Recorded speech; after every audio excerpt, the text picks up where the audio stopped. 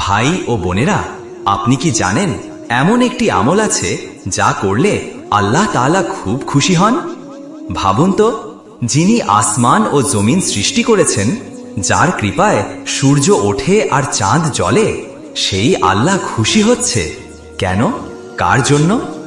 রাসূল সাল্লাল্লাহু আলাইহি সাল্লাম বলেছেন, যখন একজন বান্দা গুনাহে ভরে যাওয়া জীবন থেকে ফিরে এসে তওবা করে, আল্লাহ এত খুশি হন যতটা খুশি হয় না একজন পথহারা মানুষ নিজের হারানো উট ফিরে পেলে।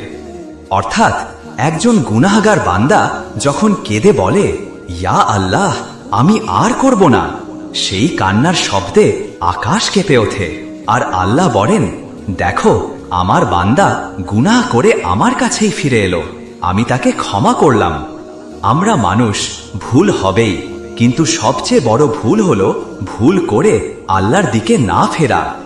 তওবা মানে শুধু কান্না নয়, তওবা মানে ফিরে আসা সেই রবের কাছে যিনি সব সময় অপেক্ষা করছেন আমাদের জন্য। ভাই ও বোনেরা, আজ রাতেই একটু একা বসে বলুন, ইয়া আল্লাহ, আমি ফিরে এলাম, আমার গুনাহ মাফ করে দিন। কে জানে, এই এক ফোঁটা চোখের পানির কারণে হয়তো আল্লাহ তাআলা আমাদেরকে মাফ করে দেবে, আমাদের ওপর খুশি হয়ে যাবেন আর আমাদের নাম জান্নাতের তালিকায় লিখে দেবে। আল্লাহ আমাদের সবাইকে সেই তওবাকারীদের দলে রাখুন। আমিন।